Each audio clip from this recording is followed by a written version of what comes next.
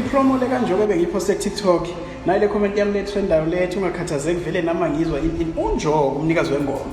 ungizwile ukuthi yini ebengithi angizwa ngamtshela ngifike e-studio futhi ngathi hayi ngoba yakho mfowethu angiyizwa kahle nakho upromote ukuthi sipha amantombazane imali angihambisani nalokho yabona seyincokolela nje futhi ngamtshela ngathi ngizocula vele ngokucula umsebenzi ukuthi ubani usethathe leyo comment wayitwista ke manje ngoba kunabantu abafuna kube ngathi mhlambe kuhlale kune conflict inyana kunengxabane khona kube ngathi ushene umuntu ocule nonjoko akasekho happy manje usemuntu ogcina ingoma kanje angisangani nekande ngithwala ikhanda lami yebholi ngiyocula into ebengiphile ngizoyigceka futhi ngiphinde ngiyiposte ukuthi angisangani nalayikhanda ukuthi omunye ucabangani ngalento engiyibhalile leya comment nandaba nje bengizokusho ukuthi ake nehlise lokhu ningifonela ukuthi angichaze kuleya nto leya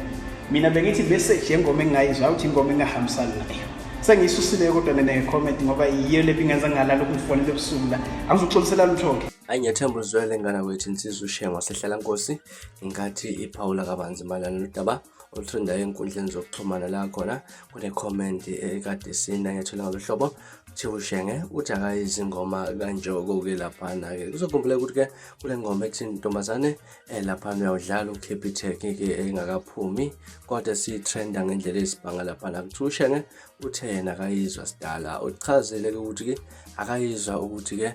promote ukuthi asinika amantombazane imali nakhona futhi bayadinga ngcokolela abantu ke sebayithathe personal kuthiwa uShenge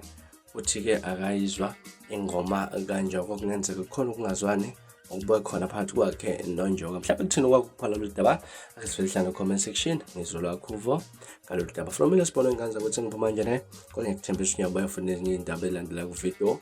ilandela kwakho subscribe aniphatha kahle nibe nosuku lomnandi ngithanda khona